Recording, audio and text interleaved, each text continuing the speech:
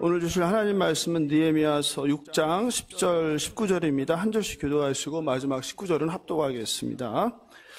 이후에 무에다벨의 손자 들라야의 아들 스마야가 두문분출하기로 내가 그 집에 가니 그가 이르기를 그들이 너를 죽이러 올 터이니 우리가 하나님의 전으로 가서 외소 안에 머물고 그 문을 닫자. 저들이 반드시 밤에 와서 너를 죽이리라 하기로.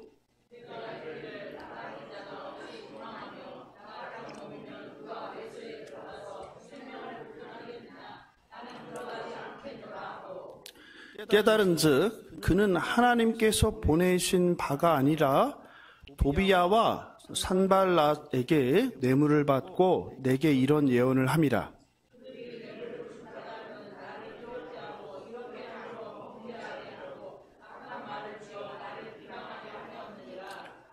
내 하나님이여 도비야와 산발랏과 여선지 노아다와 그 남은 선지자들 곧 나를 두렵게 하고자 한 자들의 소행을 기억하옵소서 하였노라.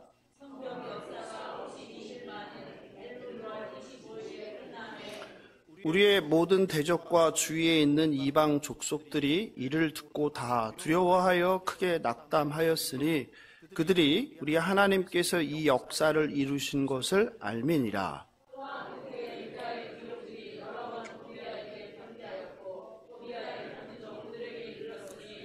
도비야는 아라의 아들 스가냐의 사위가 되었고 도비야의 아들 여호하난도 베레가의 아들 무슬람의 딸을 아내로 맞이하였으므로 유다에서 그와 동맹한 자가 많음이라. 함께 읽겠습니다. 그들이 도비야의 선행을 내 앞에 말하고 또 내 말도 그에게 전하매 도비야가 내게 편지하여 나를 두렵게 하고자 하였느니라. 아멘. 더 33란 영화가 있습니다. 한번 볼까요?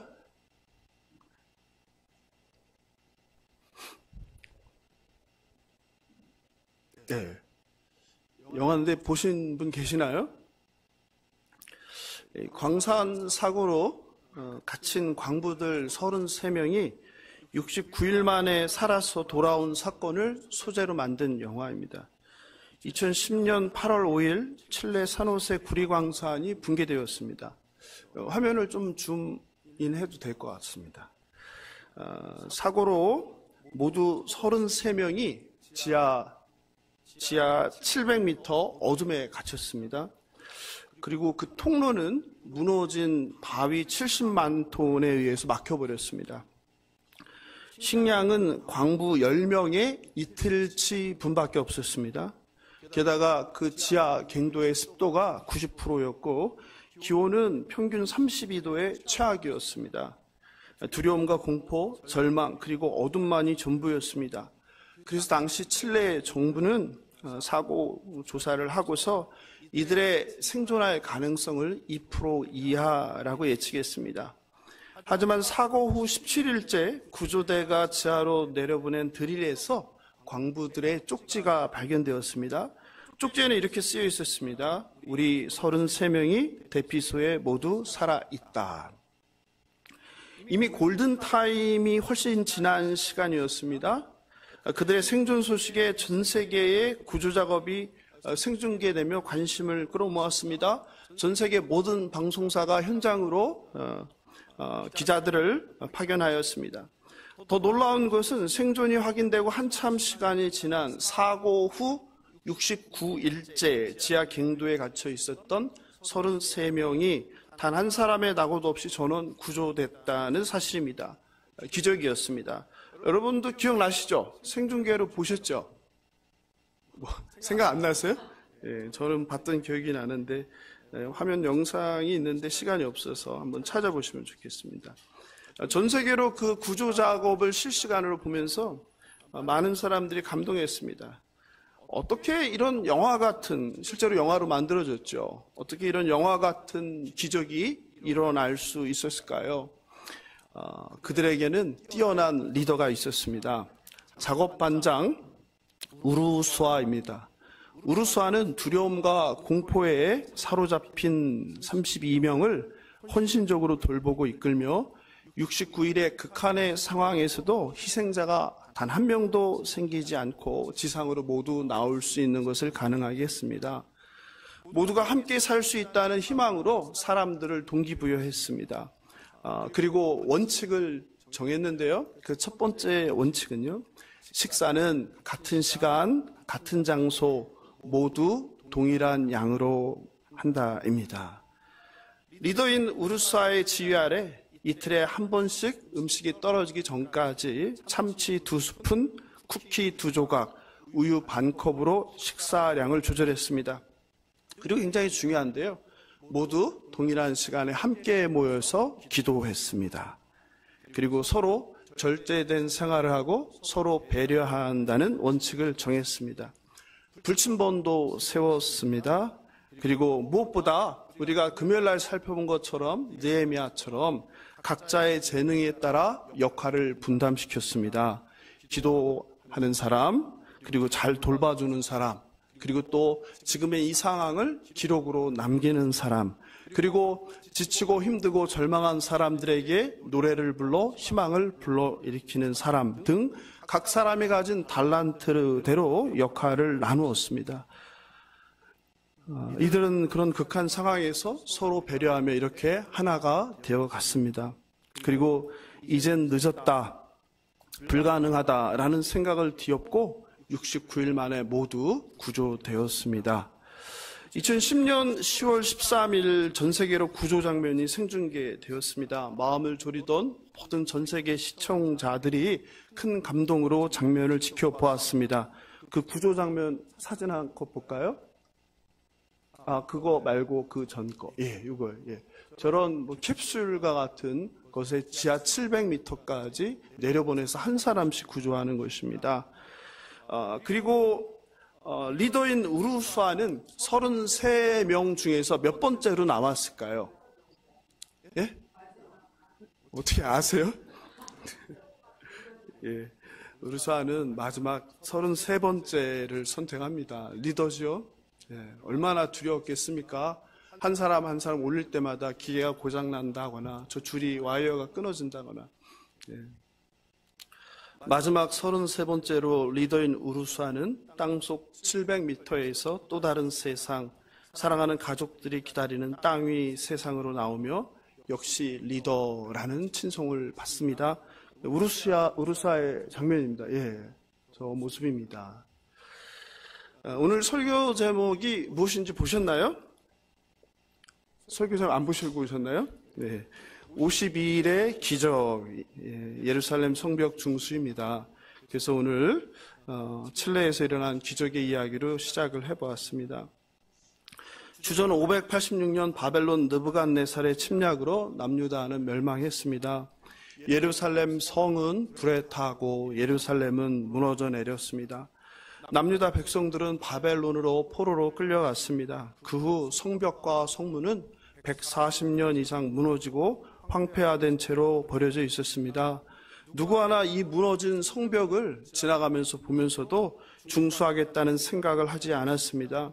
그런데 하나님께서는 오래전 한 사람 느헤미야를 준비시켰습니다. 그는 아닥사스다 왕의 허락과 후원을 받으며 총독으로, 그러니까 페르시아의 관리로 예루살렘으로 파견되었습니다. 그는 기도의 사람이었습니다. 그는 준비의 사람이었습니다. 그는 현장의 사람이었습니다. 그는 하나님의 사람이었습니다. 예루살렘에 도착하고 그가 가장 먼저 한 것은 무엇이었습니까? 기억나시나요? 까먹으셨어요? 3일을 쉰 후에 바로 어디로 달려갑니까? 현장으로. 그것도 어디에? 밤에 아무도 모르게 현장으로 달려가죠. 현장을 보고 그는 어떻게 효과적으로 이 무너진 성벽을 중수할 수 있을지 하나님께 기도하며 준비했습니다. 오직 예루살렘 동포들을 위하여 하나님의 뜻을 이루기 위해 살았습니다. 자신의 개인의 영달, 사리사욕, 성공을 위해서 살지 않았습니다.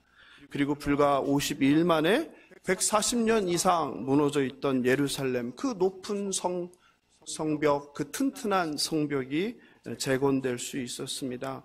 아무도 생각하지 못했던 성벽 재건이란 기적을 만들었습니다. 여러분, 우리 수원에는 수원성이 있잖아요. 아름답고 멋진 자랑스러운 그 성이 다 무너졌습니다. 다 불에 탔습니다. 140년 동안 수많은 사람들이 지나가고 보았는데 아무도 그 성을 다시 세워야 된다고 생각하지 않았던 거예요. 여러분, 6km가 넘는 예루살렘 성벽이 그렇게 다 무너져 있는데 아무도 그 생각을 안 했어요. 어떻게 이것이 가능했을까요? 광산사고로 지하 700m 아래 갇힌 33명의 광부들이 모두 생존하는데 우르수아라는 지도자의 역할이 중요했던 것처럼 지도자 느헤미야의 탁월한 리더십이 큰 역할을 했다는 것을 부인할 수 없습니다. 오늘 예루살렘 성벽 재건 52일의 기적의 이야기를 통해 하나님께서 느헤미야와 백성들을 통해 이 광복주일, 감사주일 우리에게 주시는 그 은혜를 나누길 원합니다. 첫째, 예루살렘 성벽 중수는 쏟은 땀으로 이룬 기적입니다. 금요기도회를 통해 3장에서 예외 없이 모두 함께 성벽 중수에 참여하는 것을 살펴보았습니다. 기억나시나요? 오늘 이렇게 다루는 본문이 상당히 깁니다. 제가 4장, 5장, 6장을 다 동시에 다루게 되는데요. 그래서 여러분이 좀 성경책을 같이 따라 하시면 좋을 것 같습니다. 혹시 느헤미야 3장 금요일 날 했는데 집에 가서 쉬어보신 분 계시나요? 그 다음은 쉬어보셨으면 몇 번이든가요? 안 써보셨나요? 그냥 수업만 끝나면 끝이군요. 예? 설교 끝나니까 그냥 돌아서서 덮고 안 써보셨군요. 궁금하지도 않으셨어요? 예. 그 다음에 많이 나온 말이 중수였는데 중수는 몇 번인지 써보셨나요? 안 쉬어보셨죠, 그것도. 예, 한번 쉬어보세요. 그 다음에 느헤미야가 예루살렘 성벽을 전부 다 구간을 나누는데 몇 구간인지 쉬어보셨나요? 그것도 안 쉬어보셨죠. 거기에 등장하는 사람들 이름을 하나님께서는 다 한 사람 한 사람, 누구, 김길동 외 44명 하지 않고 다 이름을 남겼습니다. 그 이름을 세보시라고 했는데 중요하니까 쉬어보셨습니까? 안 쉬어보셨어요? 이따가 집에 와서 꼭 쉬어보시기 바랍니다. 어떤 책은 42구간이라고 하고 어떤 책은 45구간이라고 이렇게 하는데요. 75명의 이름이 거기 하나하나 기록되어 있어요. 무엇을 말한다고 했습니까? 하나님께서는 어떻게 해요? 우리들 각 사람을 하나님의 나라를 위해서 땀 흘리고 눈물 흘리는 각 사람을 어떻게 한다? 하나님의 책에 한 사람 한 사람 누구 외 몇 명 무슨 장로 외 40명 이렇게 기록하지 않고 한 사람 한 사람을 다 기억한다고 제가 말씀드렸습니다. 무엇보다도 리더들이 솔선수범으로 땀을 흘렸습니다. 예루살렘에서 가장 높은 누구죠? 대제사장. 대제사장도 예외 없이 성벽 중수에 참여했습니다. 대제사장이 가장 관심이 있는 게 저 북쪽에 있는 어떤 분입니까? 양이 드나든 양문을 직접 대제사장이 했습니다. 그러니까 일하는 원칙이 그거였어요. 뭐예요? 자신이 가장 관심 있는 지역을 맡기는 거예요. 그 원칙이 그 직업에 따라 그 공사구간을 맡기는 거예요. 두 번째 원칙은 뭐죠? 자기 집 앞, 그렇죠. 자기 집 앞을 자기가 제일 잘 알잖아요. 왔다 갔다 시간도 제일 적게 들잖아요. 그죠? 그러니까 자기 집 앞 공사를 거기에 사는 사람에게 맡긴 거예요. 그냥 대충 일하지 않은 거예요. 예, 하나님께서 그런 지혜를 주신 것이죠. 느헤미야 3장 9절 같이 읽어볼까요? 3장 9절 시작. 예루살렘 지방의 절반을 다스리는 후르의 아들 르바야가 중수하였고, 예, 무엇을 의미합니까? 예루살렘 지방의 절반을 다스리면 높은 사람이에요? 낮은 사람이에요? 높은 사람이죠. 이렇게 지도자들이 뒤에서 명령하고 지시하지 않고 어떻게 했어요? 직접 삽을 들고 직접 손으로 돌을 나르면서 작업했다는 거예요. 14절에 보면은 벳핫게렘 지방을 다스리는 레갑의 아들 말기야. 이 사람도 뭡니까? 지도자이죠. 지도자들이 앞장선 거예요. 리더들인 한 지방의 절반을 다스리는 지도자들과 가족들이 먼저 앞장서서 흙을 나른 거예요. 돌을 나른 거예요. 리더들이 구경만 하고 있지 않았어요. 지시만 하고 있지 않았어요. 명령만 하고 있지 않았어요. 리더는 어떤 사람이라고 말씀드렸습니까? 지시나 명령하는 사람이 아니라 섬기는 사람이다. 그죠? 하나님의 나라는 리더가 뭐가 되는 거예요? 종이 되는 나라라고 말씀드렸습니다. 세상 나라는요, 올라가면 올라갈수록 뭐합니까? 대접을 받죠. 그러나 하나님 나라는 그게 전도된 가치라고 하죠. 복음의 전도성이라고 그랬어요. 완전히 다른 나라예요. 하나님의 나라는 높아지고자 하는 자는 뭐가 되는 거예요? 낮아지는 거죠. 그죠? 대접을 받으려고 하는 것이 아니라 뭐 하는 거예요? 섬기는 거예요. 그래서 교회에서 누가 리더입니까? 섬기는 자가 리더입니다. 남들이 하기 싫어하는 설거지, 화장실 청소 이런 것들을 하는 자가 가장 높은 자인 거예요. 지시하고 명령하는 자가 가장 낮은 자입니다. 이게 하나님 나라입니다. 오늘 본문을 통해서 이런 솔선수범하는 이스라엘 백성들을 보여줍니다. 또 예루살렘 사람들만 작업에 참여하지 않고 27km 이상 저 멀리 떨어져 있는 예루살렘은 해발 800m이고 여리고는 해발 밑으로 마이너스 200m, 그러니까 1000m 고도의 그 높은 산지를 땀을 뻘뻘 흘리면서 20km 이상을 걸어서 올라와서 작업을 했는데 그게 누구입니까? 여리고 사람들이죠. 그러니까 모두가 동참한 성벽 재건이었던 거예요. 게다가 평생 흙을 안 묻히고 살던 사람들도 중수에 참여했죠. 그게 누구입니까? 8절이죠. 8절에 보니까 누가 나옵니까? 금장색 할헤야의 아들 우시엘. 그래서 이 3장을 여러분 반복해서 읽으면요, 발음이 좋아집니다. 예, 굉장히 우리의 그 안 쓰는 혀를 구석구석 다 사용해 주세요. 그 다음은 누굽니까? 향품 장사 하나냐. 그죠? 예. 그러니까 흙을 만질 일이 없는, 땀 흘려 일할 일이 없는 기술자들이죠. 금장색공은 금을 세공하는 사람이고, 그죠? 그러니까 이 사람은 작업상 손이 굉장히 중요해요. 그래서 험한 일을 하면 돼요? 안 돼요? 안 되는 거예요. 근데 성벽 중수에 참여하는 거예요. 향품 장사는 돈을 많이 벌었죠. 그 당시에 씻지 않으니까 얼마나 향수라는 게 귀한 물건입니까? 그러니까 경제적으로 넉넉한 사람인데 이 부자도 공사에 참여했다는 거죠. 더 놀라운 것은 여자들도 예외가 아니었습니다. 그죠? 여자들은 고대 사회에서 계수조차 되지 않는 존재였잖아요. 그런데 이런 공적인 사역에 여자들도 함께 참여하기 12절이죠. 예루살렘 지방 절반을 다스리는 할로헤스의 아들 살룸과 그의 딸들이 중수했고, 얼마나 놀라운 사건입니까? 자신에게 할당된 공사를 마치고 또 가만히 있지 않고 뭐 하는 사람도 있었어요? 더 하는 사람도 있었다. 그죠? 예. 그런데 어떤 사람도 있었다고 말씀드렸습니까? 안타깝게도 하지 않는 사람도 있었다. 그런데 하나님은 어떻게 했다? 하지 않은 사람의 이름을 성경책에 남겼다. 그러므로 우리는 어떤 사람이 되어야 되겠습니까? 하나님의 일에 동참한 사람으로 이름이 남아야 되겠죠. 하나님 그 불명예스러운 이름 두고아 사람들 기족을 성경책에 남기고 있습니다. 성벽 중수 작업은 고된 일이었습니다. 이른 아침부터 늦은 밤까지 땀 흘려 했습니다. 그런데요, 그 일만 해도 버거운데요, 뭘 해야 됐습니까? 적들의 침입에 경계를 서야 되었습니다. 느헤미야 4장 17절입니다. 4장 17절은 같이 읽어볼까요? 우리가 보지 않은 본문이니까. 4장 17절 시작.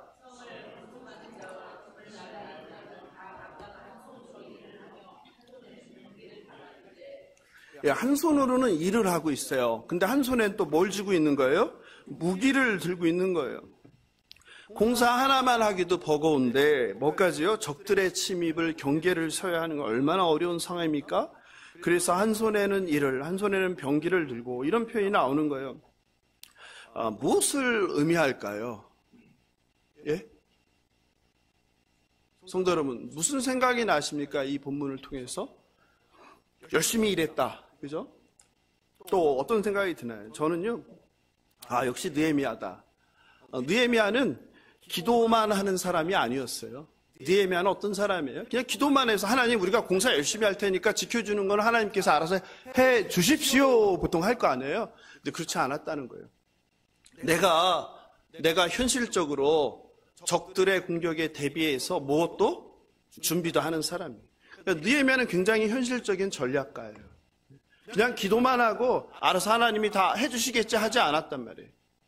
그래서 느헤미야는 어떻게 한 거예요? 일을 하지만 또 사람들이 뭐에 대비할 수 있도록 한 거예요? 적의 침입에 대비할 수 있도록 한 사람이에요. 신자들 중에 특히 그런 분들이 많아요. 특히 믿음이 좋다는 분들 중에 그런 분이 많아요. 그냥 기도만 하고 뭘 하지 않아요? 현실적인 본인이 해야 될 책임이나 노력을 하지 않는 사람이죠. 다 하나님께 떠맡기는 거죠. 올바른 것이 아니죠. 오늘 본문은 성경은 느헤미야를 통해서 균형 잡힌 신앙이라는 것이 무엇인가를 우리에게 보여주는 거예요. 당연히 기도해야 되는, 기도는 당연한 거예요. 기본이에요. 근데 뭐 해야 된다? 우리가 해야 될 최선의 노력을 성실하게 다 해야 한다는 거예요. 적들이 침입할 것 같으면 물론 침입하지 않게 해달라고, 우리를 지켜달라고 기도해야 해요. 그러나 무엇도 해야 되는 거예요? 적들이 침입하지 않도록 우리의 힘도 키워야 되는 거죠. 대비도 해야 되는 거죠. 여러분, 신앙인들이 굉장히 이런 균형이 깨진 맹목적인 분들이 많아요. 근데 그런 사람들을 또 믿음이 좋다고 해요? 굉장히 잘못된 것이죠. 느헤미야는 건강한 신앙이 무엇인지, 균형 잡힌 신앙이 무엇인지를 우리에게 교훈한다고 저는 생각합니다. 하나님을 신뢰한다는 것이 내가 해야 될 책임을 안 하거나 현실을 무시하는 것을 의미하지 않습니다. 우리가 해야 할 노력을 최선을 다해 성실히 하면서 하나님의 도우심을 구하는 것, 이것이 올바른 신앙인의 자세임을 믿으시기 바랍니다. 느헤미야는 기도의 사람이며 준비의 사람이었습니다. 성벽 공사는 외부 침입의 위험 속에서도 쉴 새 없이 진행되었습니다. 이른 새벽부터 밤 늦게까지 진행되었어요. 그리고 자야 되는데 자지 못하고 또 모두 해요? 파수꾼, 보초의 역할을 해요. 참 고단한 삶이죠. 그러니까 52일의 기적이 그냥 뚝딱 어느 날 갑자기 이루어진 게 아니라는 거예요. 느헤미야 4장 21절도 같이 읽어볼까요? 시작. 우리가 이같이 공사하는데 무리의 절반은 동틀 때부터 별이 나기까지 창을 잡았으며. 쉴 틈이 없었다는 거예요. 게다가 더 놀라운 건요, 성 밖에 살면서 와서 공사하는 사람들이 있잖아요. 그럼 밤이 되면 이제 힘드니까 어떻게 해야 돼요? 집에 돌아가서 잠을 자야 또 일할 거 아니에요. 근데 가지 못했어요. 느헤미야 4장 22절이에요. 같이 읽어볼까요? 시작.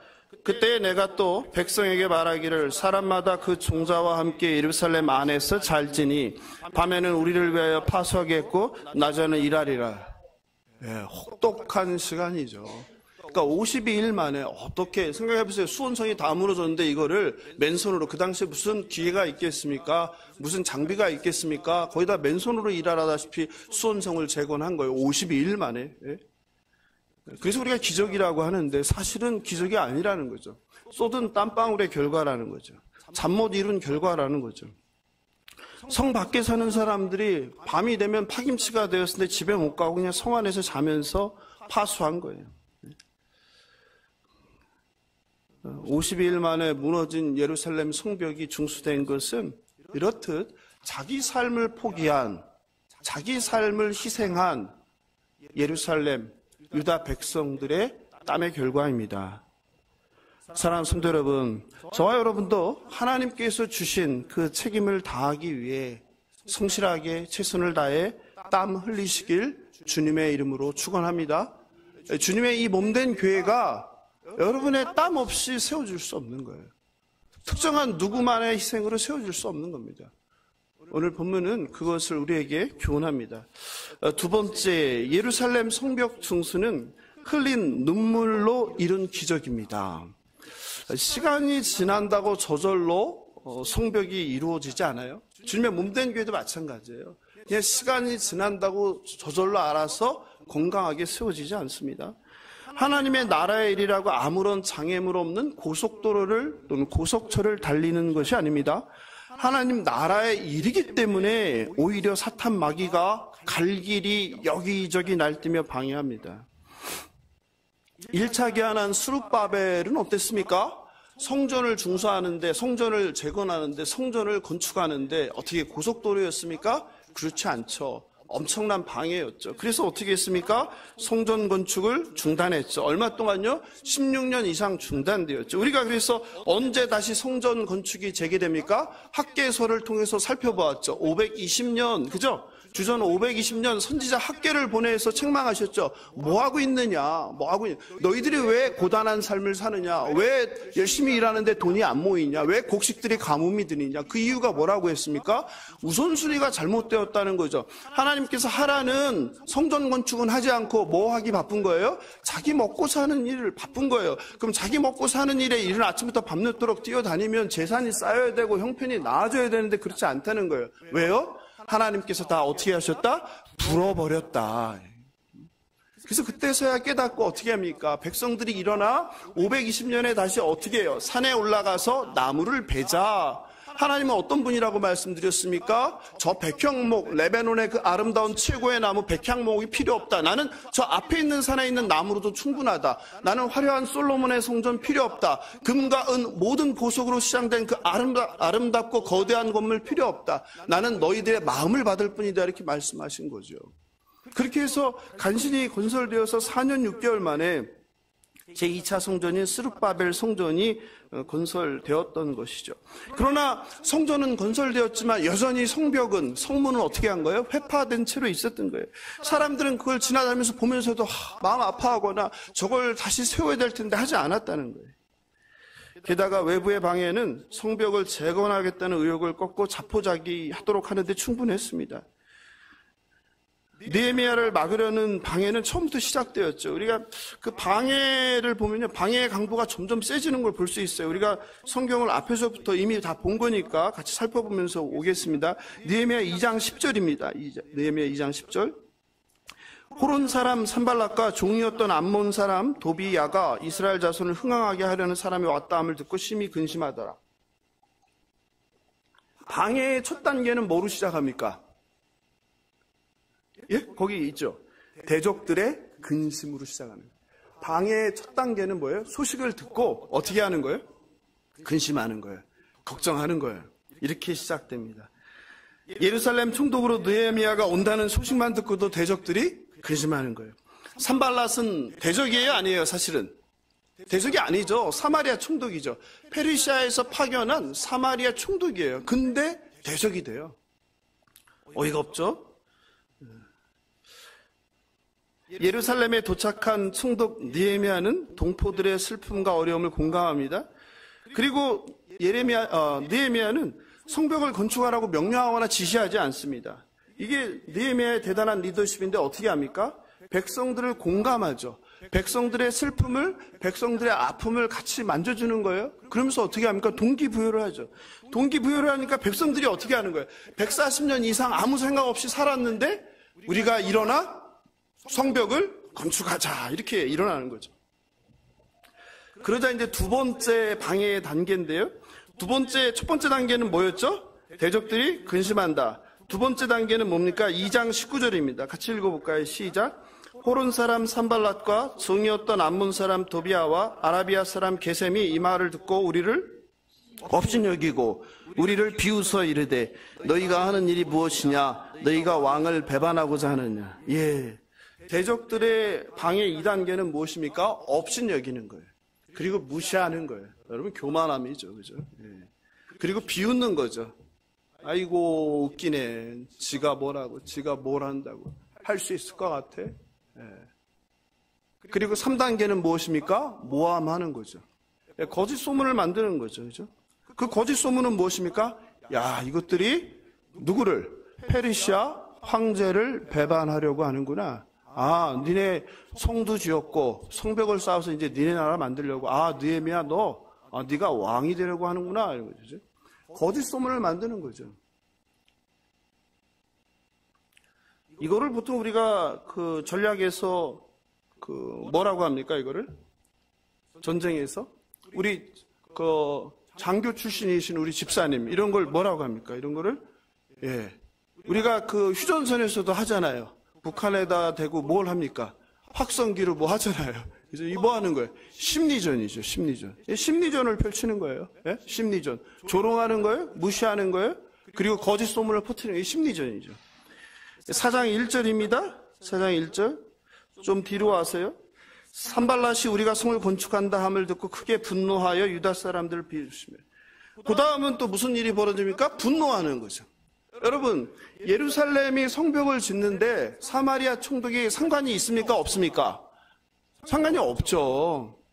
도비아가 상관이 있습니까? 없습니까? 없어요. 전혀 없어요. 근데 왜 분노합니까? 예? 아무런 피해를 주지 않았어요. 도와달라고 하지도 않았어요. 근데 왜 분노하죠? 우리는 살면서 내가 분노할 필요 없는 일에 굉장히 분노하는 경우가 많아요. 오늘 이들이 그래요. 이게 대적들이죠. 암몬 사람 도비아는요, 이렇게 조롱하는데 이렇게 조롱합니다. 어떻게? 야, 저 니들이 짓는 돌성벽은 여우가 올라가도 무너질 것이다. 여러분, 이게 말이 되는 소리예요? 말이 안 되는 소리예요? 아니, 성벽은 옛날에 마차도 지나갈 수 있도록 이렇게 튼튼하게 짓는데 여우가 그 몸무게가 얼마나 된다고 여우가 올라간다고 무너지겠습니까? 예? 그 이런 말을 들으면 어떤 생각이 들어요? 아이고, 말도 안 되네, 웃기고 있네 하겠어요? 그렇지 않아요. 어떻게 됩니까? 예, 그 감정이 무너져요. 사실은 말도 안 되는 소리 하네 이렇게 하고 그냥 묻어버리고 귀에서 그냥 지워버렸어야 돼요. 마음에서 지워버렸어야 되는데 그런 조롱이 우리들 마음 가운데 어떻게입니까? 하나님의 말씀은 안 심기는데 이런 누군가의 그 조롱하는 말은요, 말도 안 되는 거 알면서도 마음에 뭐가 돼요? 자리를 잡아요. 그리고 그게 자라나요. 그리고 괴롭혀요. 그래서 결국 뭐 하게 됩니까? 무너지게 만들어요. 내가 어떻게 하게 합니까? 감정적으로 똑같이 반응하게 해요. 똑같은 사람이 되게 하는 거죠. 그래서 그게 심리전이죠. 그냥 신경 쓰지 말고 무시했어야 돼요. 말도 안 되는 소리잖아요. 근데 말도 안 되는 소리가 아니라 말이 되는 소리이고 나에겐 고통스러운 소리가 되는 거예요. 스스로 잡아먹히는 거예요. 그러나 느헤미야는 어떻게 반응합니까? 느헤미야는 다릅니다. 반응하지 않습니다. 그리고 기도합니다. 그리고 묵묵히 어떻게 합니까? 자기 할 일을 합니다. 우리 그런 말 많이 하잖아요. 개가 짖어도 뭐 한다? 기차는 간단가요? 제가 잘 기억이 안 나네요. 그냥 누가 뭐라고 하든 제가 할 길을 가는 거예요. 믿음의 길을 가는 거예요. 묵묵히 가는 거예요. 왜냐면 하나님이 인도하시고 하나님 기뻐하시는 일을 하면 가는 거예요. 얼마 후 무너진 성벽들이 이제 연결됐어요. 42구간, 45구간 나눠서 공사한 덕택에 이제 뭐가? 성벽이 연결된 거예요. 완성은 안 됐지만. 성벽의 높이도 반쯤 지어졌습니다.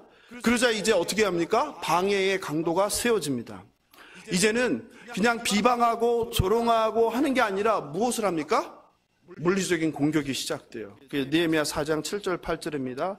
산발랏과 도비야와 아라비아 사람들과 암몬 사람들과 아스돗 사람들이 예루살렘 성이 중수되어 그 허물어진 틈이 메꾸어져 간다함을 심히 듣고 분노하여 다 함께 꾀하기를 예루살렘으로 가서 치고 그곳을 요란하게 하자. 여러분, 대적이 3명이었어요. 그죠? 대적이 누구였어요? 산발랏, 도비야 2명이었다가 게셈이 합류해 3명이었어요. 근데 지금은 이제 어떻게 했어요? 예루살렘, 이스라엘을 뺑 둘려서 누가? 전부 다 뭐 하는 거예요? 분노하는 거예요. 여러분, 이런 거예요. 예. 나쁜 일은 마음을 같이 잘 합하는 거예요. 예. 공동의 적을 만든 거죠. 사진으로 한번 볼까요? 대적들을.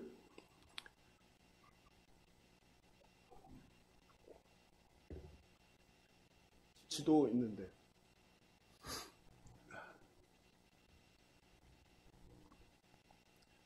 네, 예. 잘 안 보이시겠네요? 그죠? 예. 저기 보라색이요. 예, 보라색 부분이 어디입니까? 예후다라고 되어 있는데, 그 페르시아 시대의 그 남유다 지역을 예후다라고 그래요. 예후다. 예, 예후다 총독이죠. 예후다. 그 다음에 오른쪽, 여러분 보시기에 오른쪽 위에가 저 노란색이랑 갈색 중간이 있죠. 그게 도비아예요. 그러니까 도비아가 엄청난 사람이었어요. 도비아. 예. 그리고 밑에 암몬이 있고요. 그리고 맨 아래쪽 있죠. 맨 아래쪽 그 갈색이랑 노란색 사이에 있는 게 저기가 게셈, 아라비아 이렇게 되어 있어요. 그리고 보라색 위는 뭐예요? 연두색은 저게 바로 사마리아 이렇게 되어 있어요. 그러니까 예루살렘을 둘러싸고 아스돗은 어디 있어요? 해변에 있죠, 그죠? 그러니까 예루살렘, 이스라엘을 예후다 지방을 둘러싼 온 전체가 다 뭐가 되는 거예요? 남유다의 예후다의 적이 되는 거죠. 이해되시죠? 네. 이렇게 둘러싸서 예루살렘을 공격하고 있습니다. 게다가 이제 성문만 남기고 성벽이 완성되었을 때 대적들은 이제 또 다른 전략을 취하는데, 성벽이 거의 다 완성되었잖아요. 이제 막을 수 있어요, 없어요? 막기 힘들죠. 그때 이제 다른 전략을 선택합니다. 그게 뭡니까? 느헤미야를 죽이자예요. 지도자만 제거하면 이거는 끝이다, 이런 거죠. 지도자 느헤미야의 목숨을 노립니다. 그게 바로 오늘 우리가 공부하는 느헤미야 6장입니다. 6장 2절입니다. 산발랏과 게셈이 내게 사람을 보내어 이르기를, 오라, 우리가 오노평지 한촌에서 서로 만나자 하니 실상은 나를 해하고자 함이었더라. 야, 여러분, 이제 새로운 전략이죠. 이제 어떻게 하는 거예요? 쳐들어가서 공격하기가 쉽지 않으니까 끌어내는 거죠. 어디로? 오노평지에서 만나서 우리 협상을 하자. 우리 사이좋게 지내자. 외교 협상을 하자는 얘기죠. 우리 싸우지 말자. 그런데 느헤미야는 알아챘어요. 이것이 무엇을 위한 것이다? 외교 협상이나 친선이 아니라 뭐라는 거? 나를 죽이려는구나 하는 것을 깨달았죠. 오노평지는 예루살렘 성밖 30km 떨어진 곳이에요. 그러니 굉장히 그곳을 간다는 건 위험한 것이죠. 사탄의 전략이죠. 영적인 지도자인 느헤미야만 죽으면 성벽 중수는 끝이다라는 거죠. 교회 공동체도 마찬가지입니다. 그 사탄이 물론 성도도 건들겠지만 누구를 건들겠습니까?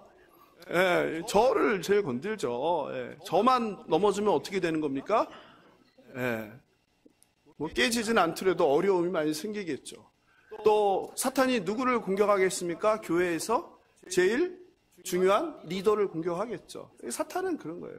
왜냐하면 교회에서 가장 중요한 리더를 공격하고 또 목사를 공격하면 여기는 끝이거든요. 크고 작고 상관없습니다. 모든 교회가 그렇습니다. 그래서 모든 교회가 분란에 빠지는 이유가 그겁니다. 사탄이 딱 아는 거죠, 그 약점을. 그래서 이제 사탄은 느헤미야를 공격합니다. 되게 부흥하는 교회, 건강하게 자라나는 교회를 누가 제일 싫어하겠습니까? 어둠이 싫어하겠죠. 그래서 부흥하는 교회일수록 건강하게 자라는 교회일수록 누구에게는? 사탄에게는 예의주시, 공격 대상입니다.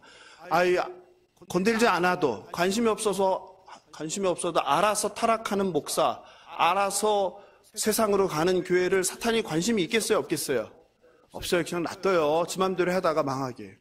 그런데 어떻게든 발버둥 치면서 건강한 교회를 이루기 위해서, 하나님의 뜻대로 살기 위해서, 하나님의 말씀을 온전히 전하기 위해서, 한 사람이라도 영혼을 구하기 위해서, 한 사람이라도 예수님의 제자로 바꾸기 위해서 몸부림치는 교회가 누구의 타겟이 됩니까? 사탄의 탄략이죠. 여러분, 그래서 꼭 기억하시기 바랍니다. 그래서 신천지가 교회를 접수하는 방법이 누구입니까? 바로 이 방법이죠. 추수꾼을 통해서 교회를 접수하는 방법이 뭐예요? 목사를 어떻게 하는 거예요?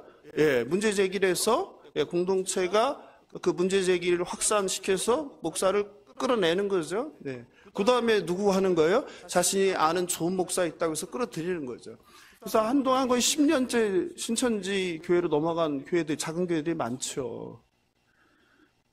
이제 대적들이 느헤미야를 죽이려고 함정을 팝니다. 느헤미야를 성 밖으로 유인합니다. 그러나 느헤미야는 속지 않습니다. 4번이나 그들의 함정을 거절하며 피합니다. 그러자 이번에는 느헤미야가 반란을 했다고 소문을 냅니다. 누가 제일 싫어하는 말입니까? 느헤미야를 사랑하는 페르시아 아닥사스다 왕이 충격받을 말이죠. 그게 느헤미야 6장 6절입니다.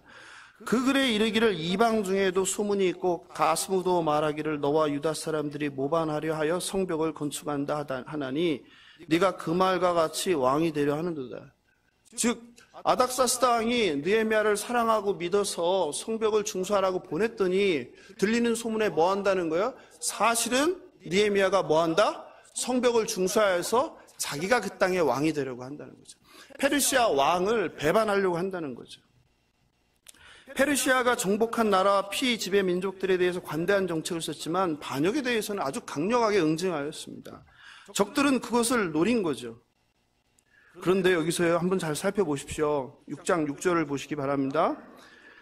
이 잘못된 중상 모략과 음해하는 소문을 누가 내고 있습니까? 거기 써 있는데?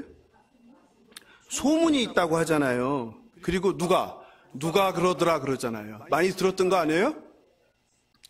교회 공동체에서도 그러죠. 그런 말이 있더라. 누가 그러더라. 사실은 누가 만든 거예요? 자신이죠. 자신이 그런 소문을 내고 자신이 그런 생각을 가진 거죠. 근데 그렇게 얘기하지 않죠. 비겁하게 늘 어떻게 합니까? 누가 그러더라. 그런 말이 들리더라. 이렇게 하지 않아요? 그거를 누가 쓰고 있는 거예요? 대적들이 쓰는 거예요. 그러니 하나님의 백성인 거룩한 백성이 성도가 교회 공동체에서 그런 말을 하거나, 아니 교회뿐만 아니죠. 세상에서 그런 말을 하면 됩니까? 안 됩니까? 성도는 정직하게 그냥 얘기하면 돼요. 내 생각에 이렇습니다 하면 되지. 항상 어떻게 합니까? 본인은 아닌데 누가 그런 것처럼, 본인이 소문을 내면서 누가 소문을 내는 것처럼 이렇게 하는 경우가 많다는 거예요. 오늘 보면은 그것을 이야기하고 있죠. 사실은 누가 소문을 내는 겁니까? 산발락과 도비아와 게셈, 대적들이 내는 거죠. 그런데 자신들이 하는 게 아니라 이런 소문을 들었다는 거예요. 전형적인 사람들의 수법이죠. 악의적이죠. 본인이 그렇게 생각하면서 마치 다른 사람에게 들은 것처럼 자기가 하고 싶은 말을 하는 사람들입니다. 혹은 자신이 불만을 갖는 다른 사람들은 아무것도 아닌 일로 여기는데 마치 다른 사람들도 문제의식을 갖는 것처럼 나만 그렇게 생각하는 게 아니라는 거예요. 누구도 그렇게 생각한다는 거예요. 다 문제가 있다는 거예요. 그래서 공동체를 어렵게 하는 것이죠.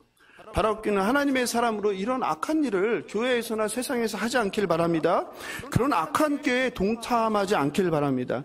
느헤미야는 속지 않습니다. 그런 말에 현혹되지도 않습니다. 느헤미야 6장 8절입니다. 같이 읽어볼까요? 시작. 내가 사람을 보내어 그에게 이르기를 내가 말한 바 이런 일은 없는 일이여 내 마음에서 지어낸 것이라. 놀랍죠? 느헤미야는 아는 거예요. 이런 소문 없다는 거예요. 이렇게 말하는 사람 없다는 거예요. 범인은 누구라는 거예요? 너잖아. 놀랍지 않습니까? 느헤미야는 이처럼 분별력이 있는 사람이에요. 대적들의 방해가 끝없습니다. 대적들의 방해는요, 악랄합니다. 비열합니다. 자신들의 목적 달성을 이루기 위해서는요, 거짓말을 서슴지 않습니다. 여러분, 이런 방해를 당하면서 하나님의 일을 할 수 있습니까? 없습니까? 예? 여러분 같으면 이런 방해, 이런 오해, 음해, 괴롭힘, 생명의 위협을 당하면서 하나님 일을 하겠습니까? 하지 않겠습니까? 예? 하지 못하죠. 그래서 다 중단에 그만두는 거예요. 아니, 내가 뭐로 이런 소리 들으면서 이렇게까지 해야 돼? 내가 뭐하러 땀 흘리면서 내 돈 써가면서 내 시간 내면서 이런 소리까지 들어? 차라리 하지 말지. 이렇게 되는 거예요. 그런데 느헤미야는 어떻습니까? 느헤미야는 흔들리지 않습니다. 그래서 참 대단한 거예요. 얼마나 억울하겠습니까? 얼마나 원통하겠습니까? 그래서 하나님 나라 일을 하는 사람은 뭘 흘리는 거예요? 땀뿐만 아니라 눈물을 흘리는 거예요. 눈물을 흘린 거예요. 애통한 거예요. 마음이 아픈 거예요. 내가 하나님을 위해서 이렇게 옳은 일을 하는데 하나님 도와주셔도 부족한데 어떻게 이렇게 대적들이 사방으로 나를 둘러싸고 나를 괴롭힙니까? 나를 비방합니까? 나를 오해합니까? 그래서 눈물을 흘릴 수밖에 없는 거예요. 시편 126편 5절 6절입니다. 참 좋아하는 본문인데 같이 읽어보겠습니다. 시작. 눈물을 흘리며 씨를 뿌리는 자는 기쁨으로 거두리로다. 울며 씨를 뿌리러 나가는 자는 반드시 기쁨으로 곧 곡식단을 가지고 돌아오리라. 하나님 나라 일을 하면서 이런 오해를 받으셨고 비방을 받으셨고 조롱을 받으셨고 피해를 보셨고 희생을 당하셨다면 오늘 이 말씀으로 위도 받으시기 바랍니다. 사랑하는 성도 여러분, 하나님 나라는 우리의 억울한 눈물로 세워져가는 나라입니다. 하나님께서는 그것을 다 알고 기억하고 계세요. 여러분의 눈물을, 저의 눈물을, 또 여러분을 괴롭힌 사람들을, 하나님 나라 일을 하는데 방해한 사람들의 그 이름들을 다 기록하시고 기억하십니다. 흘린 눈물이 기쁨의 열매로 돌아옴을 믿으시는 저와 여러분 되시길 주님의 이름으로 축원합니다. 그러나 대적들의 방해와 위협은 점점 더 강해지고 교활해집니다. 이제는요, 제일 힘든 마지막 공격이 남았어요. 그게 뭘까요? 여러분, 뭐가 제일 힘드세요? 뭐 상관없는 사람이 괴롭히는 게 힘들어요? 가까운 사람이 괴롭히는 게 힘들어요? 가까운 사람이 괴롭히는 게 제일 힘듭니다. 가장 고통입니다. 이제 느헤미야의 친구를 통해서, 가까운 사람을 통해서 사탄이 공격합니다. 그게 느헤미야 6장 10절입니다. 같이 읽어볼까요? 시작. 이후에 무에다벨의 손자 들라야의 아들 스마야가 두문분출하기로 내가 그 집에 가니 그가 이르기를 그들이 너를 죽이러 올 터이니 우리가 하나님의 전으로 가서 외소 안에 머물고 그 문을 닫자. 저들이 반드시 밤에 와서 너를 죽이리라. 스마야가 뭐 친구 또는 가까운 사람이었던 것 같아요. 친분이 있는 사람이에요. 근데 스마야가 두문분출하는 거예요. 걱정이 되니까 느헤미야가 찾아와. 아니 그렇게 바쁜데 찾아갈 정도면 얼마나 친한 사람이겠어요. 그랬더니 스마야가 고급 정보를 주는 거예요. 어떤 정보예요? 느헤미야 큰일 났다. 너 죽어. 대적들이 너를 죽이러 찾아온대. 그러니 지금 이러고 있을 때가 아니야. 어떻게 하자? 빨리 어디로? 하나님의 전으로 함께 피하자는 거예요. 여러분 얼마나 감동적입니까? 얼마나 고맙습니까? 여러분 이런 소리를 누군가로부터 내 친한 사람한테 들으면 어떻게 합니까?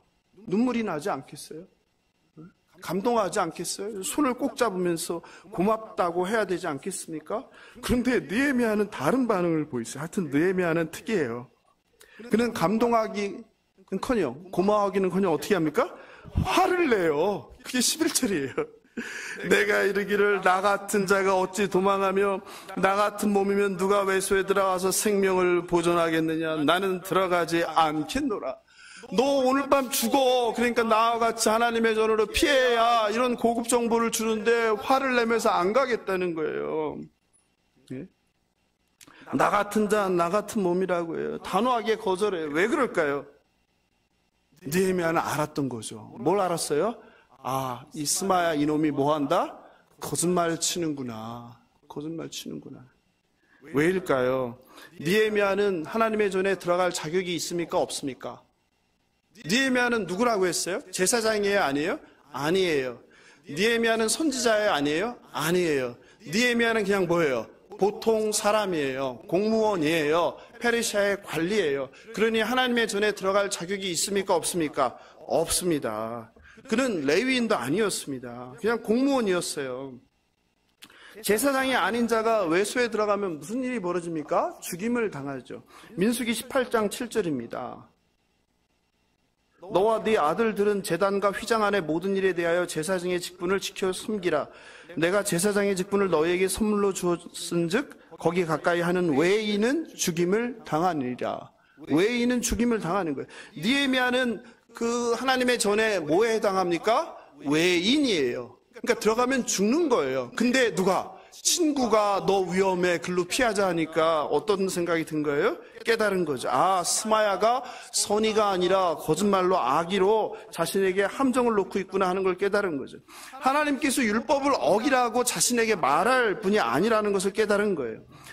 사랑하는 성도 여러분, 이렇게 느헤미야처럼 목숨이 위중한, 목숨이 달린 상황에서도 하나님의 말씀을 분별하는 저와 여러분 되길 바랍니다. 그리고 12절에서 그 이유가 나오죠. 깨달은즉 그는 하나님께서 보내신 바가 아니라 누가 보냈다고요?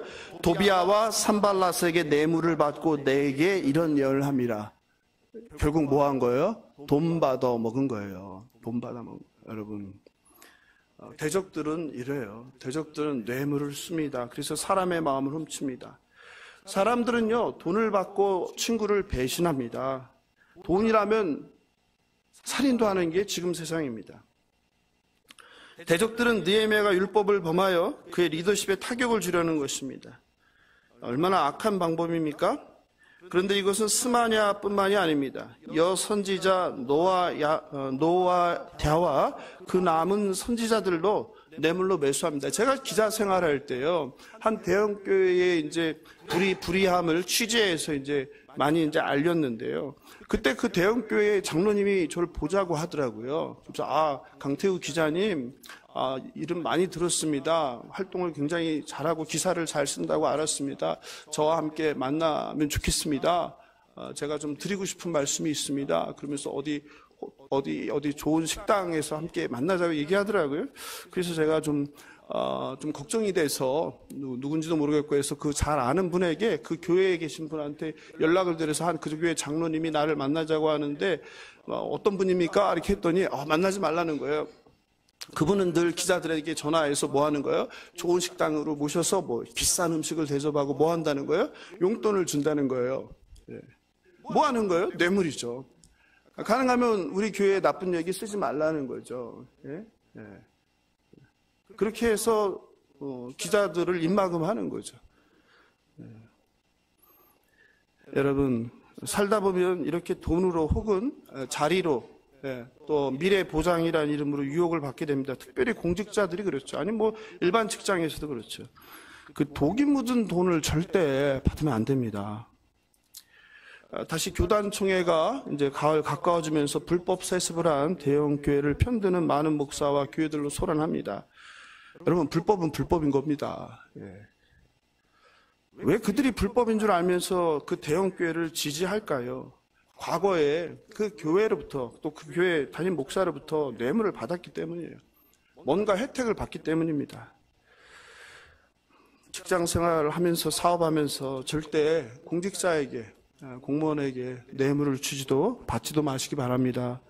그 돈 묻은 돈이 여러분의 영혼을 병들게 합니다. 그 돈 묻은 돈이 분별력을 상실하게 합니다. 그리고 무엇보다도 하나님의 뜻과 상관없는 일에, 하나님이 싫어하는 그 불법에 여러분이 동참하는 범죄자가 됨을 기억하시기 바랍니다. 설상가상으로 예루살렘 공동체 안에는 적들과 은밀하게 소통하는 첩자들도 있었습니다. 야, 이게 보통 힘든 게 아닙니다. 느헤미야 6장 17절이죠. 같이 읽어볼까요? 시작. 6장 17절. 왜 이렇게 갑자기 이렇게 의기소침해 주셨어요? 돈을 혹시 받으셨어요? 6장 17절 같이 읽어보겠습니다. 시작.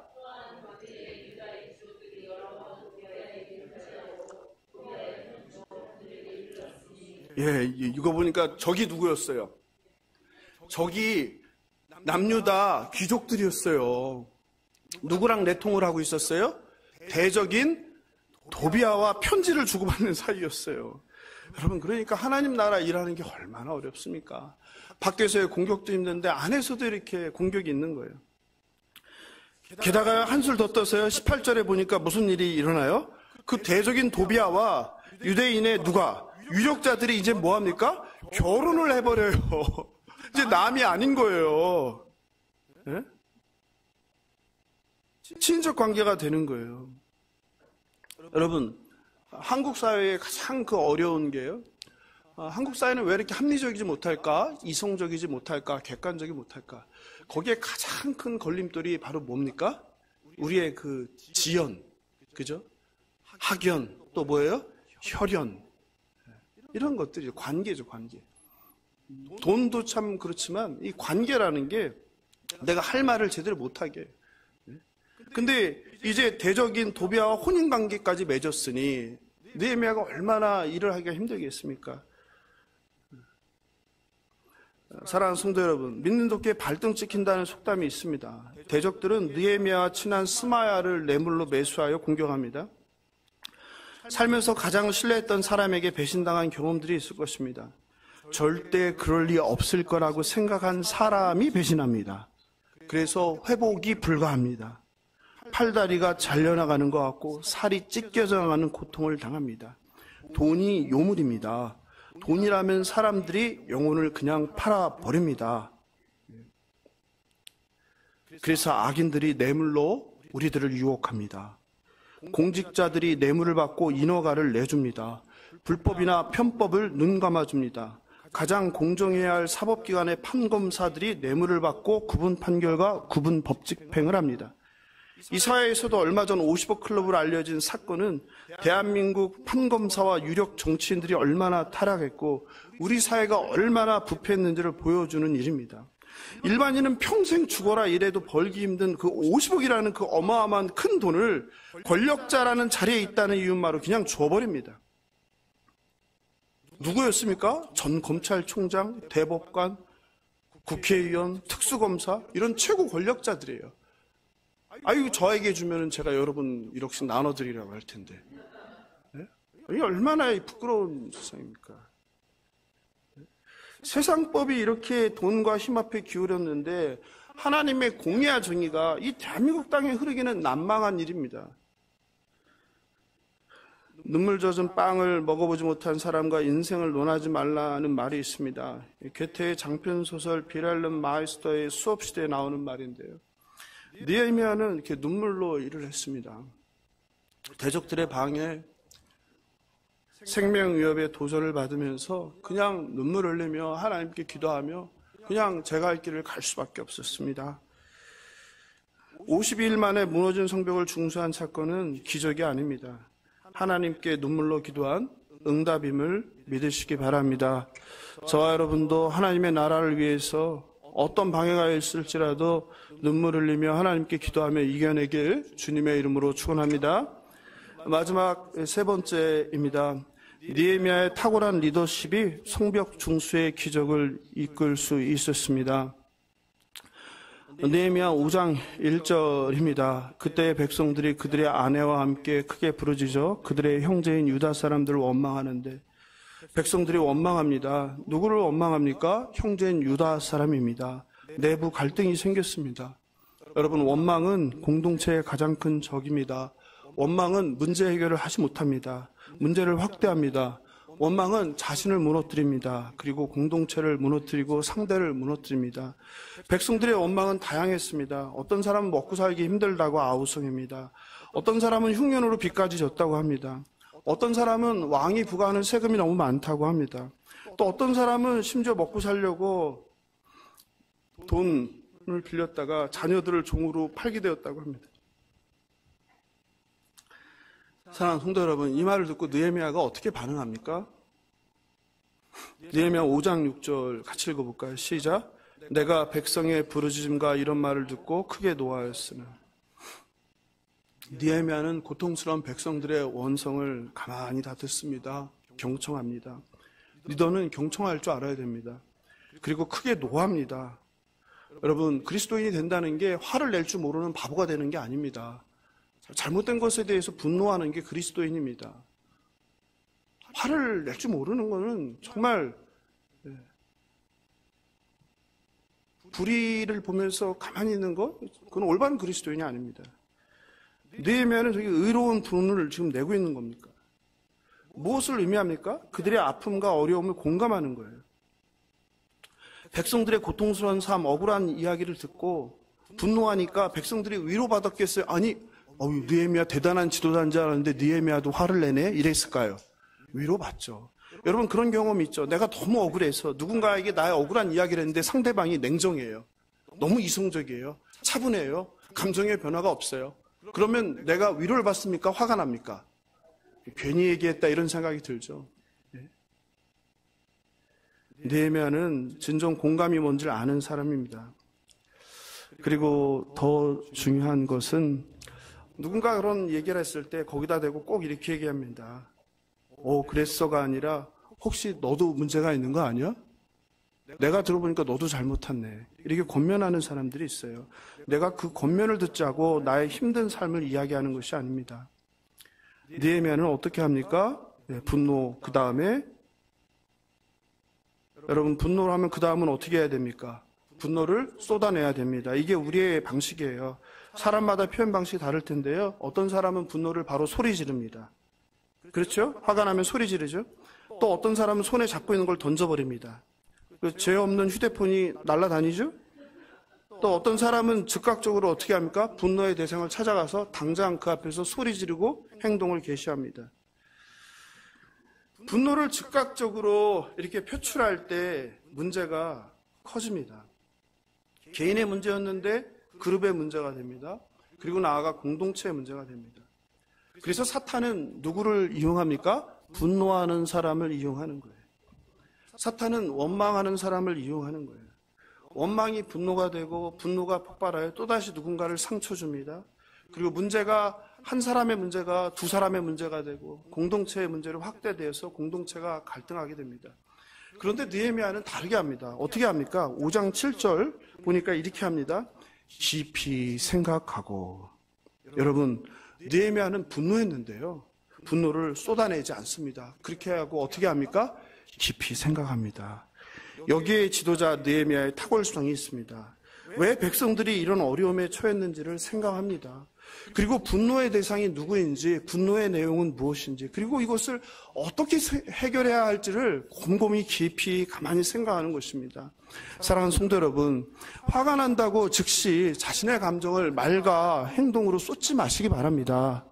분노한 상태에서 한 말과 행동은 문제 해결이 안 됩니다. 또 다른 문제와 또 다른 상처를 만들 뿐입니다. 느헤미야처럼 화가 날 때 멈춰서 조용히 먼저 깊이 생각하시기를 바랍니다. 그래야 문제를 정확히 해결할 수 있습니다. 느헤미야처럼 상대방의 말을 귀 기울여 경청하시기 바랍니다. 느헤미야처럼 상대방의 어려움과 아픔을 깊이 공감하시기 바랍니다. 또 정말 억울한 일이라면 함께 분을 내어주시기 바랍니다. 그러나 분을 쏟지 마시고 깊이 생각하는 저와 여러분 되길 주님의 이름으로 축원합니다. 다시 칠레 광산 붕괴로 지하 어둠 속 700m에 갇힌 33명 이야기입니다. 69일 만에 전원이 살아나올 수 있었던 것은 탁월한 리더 우르수아가 있었기에 가능합니다. 그는 마지막으로 세상에 나오면서 끝까지 리더로서 희생하고 양보하는 모습을 보여주었습니다. 절망에 빠진 사람들에게 포기하지 않도록 동기부여하며 소망을 주었습니다. 위기 가운데서 공동체가 함께할 원칙을 세우고 함께 기도하게 하였습니다. 그리고 사람들의 달란트대로 각자 섬길 수 있도록 하였습니다. 이처럼 리더가 누구냐에 따라서 사람이 죽고 살 수 있습니다. 리더가 어떻게 일하느냐에 따라서 일이 완성되기도 하고 일이 더 망쳐지기도 합니다. 바라옵기는 저와 여러분이 느헤미야처럼 그리고 우르수아처럼 사람을 살리고 하나님의 뜻에 따라 하나님의 역사를 이루는 모든 주의 백성들 되시길 주님의 이름으로 축원합니다. 말씀을 마무리합니다. 오늘 설교 제목이 52일의 기적, 성벽 중수입니다. 기적인지 알았는데 살펴보니까 기적이 아니었죠. 백성들의 그리고 느헤미야의 쏟은 땀, 쏟은 눈물, 그리고 희생의 결과였습니다. 하나님의 역사를 방해하려는 참 악랄한 방해가 있었지만 목숨을 노렸지만 느헤미야는 기도하며 이겨내었습니다. 그들의 공격에 일일이 반응하지 않았습니다. 그리고 하나님의 뜻을 이루기 위해 묵묵히 걸어갑니다. 아무리 억울할지라도 무너지지 말기 바랍니다. 어떠한 오해가 있을지라도 쓰러지지 마시길 바랍니다. 우리가 포기하는 거, 무너지는 거, 중단하는 거, 그것은 사탄이 가장 원하는 노림수입니다. 공격이 최선의 방어라는 말이 있습니다. 묵묵히 하나님의 뜻을 이루기 위해서 걸어가는 것, 그게 저와 여러분 믿음의 용사들이 가는 길입니다. 하나님은 그 일을 위하여 우리가 흘린 눈물과 땀을 다 기록해 주십니다. 사람에게 위로받지 마시고 하나님께 위로받으시기 바랍니다. 드디어 52일 만에 성벽이 중수될 수 있었습니다. 성벽 역사가 52일 만인 엘루월 25일에 끝남에 우리의 모든 대적과 주위에 있는 이방 족속들이 이를 다 듣고 두려워하여 낙담하였으니 그들이 우리 하나님께서 이 역사를 이루신 것을 알미라. 사랑하는 성도 여러분, 성벽이 중수되자 그 모든 대적들과 이방인들이 어떻게 반응합니까? 두려워하고 낙담합니다. 왜일까요? 성경은 그들이 우리 하나님께서 이 역사를 이루신 것을 알미라고 말씀하세요. 지금까지 우리는 백성들이 흘린 땀, 백성들이 쏟은 눈물, 느헤미야가 흘린 땀, 느헤미야가 흘린 눈물, 느헤미야의 리더십을 살펴보았는데요. 이방 족속들과 대적들은 예루살렘 귀환한 포로들의 눈물과 땀과 느헤미야의 리더십이 아니라 이 일을 여호와 하나님이 하셨구나 하면서 두려워하는 것입니다. 그렇습니다. 세상은 우리가 두려운 것이 아니라 우리 뒤에 계시는 하나님이 두려운 거예요. 그러므로 우리의 모든 사역이 내가 높아지고 내가 드러나는 것이 아니라 하나님만 높아지고 하나님만 드러나야 되는 것이에요. 나는 죽고 저와 여러분은 사라지는 거예요. 그러니까 조용히 섬기고 그냥 그걸로 끝인 거예요. 52일 만에 이룬 기적의 성벽 중수는 하나님께서 하신 역사입니다. 하나님은 만왕의 왕이십니다. 하나님께서 세상을 통치하십니다. 하나님의 선한 손이 저와 여러분의 삶, 가족들의 삶, 직장, 그리고 사업장도 인도하십니다. 하나님의 선한 손에 도우심이 없으면 사람들의 땀도 눈물도 느헤미야의 탁월한 지도력도 아무런 의미가 없습니다. 우주를 통치하시고 모든 나라, 모든 민족을 통치하시며 저와 여러분의 삶까지 간섭하시는 야훼 하나님을 신뢰하면서 그분의 선하신 도우심을 간구하면서 우리의 삶에 어떤 어려움이 있을지라도 포기하지 말고 하나님의 뜻이라면 묵묵히 이루어서 하나님의 영광을 드러내는 저와 여러분 되시길 주님의 이름으로 축원합니다. 다 함께 일어나셔서 지금까지 지내온 것 부르겠습니다. 지금까지 지내온 것 주의 크신 은혜라. 하나님없는 주의 사랑 어찌 이루 말하랴. 찬하게나 주의 손이 항상 살펴주시고 모든 일을 주 안에서 형통하게 하시네. 몸도 맘도 연약하나 새 힘받아 살았네.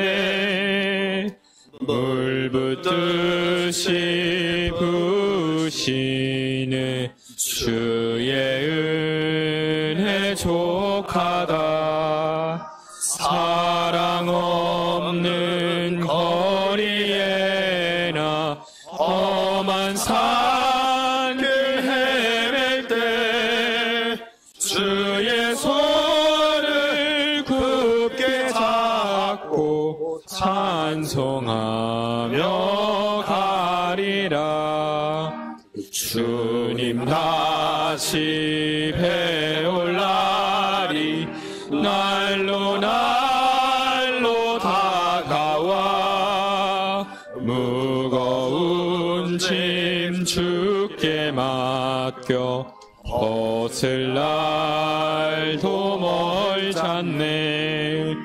나를 위해 예비하신 고향집에 돌아가 아버지의 품 안에서 영원토록 살리라.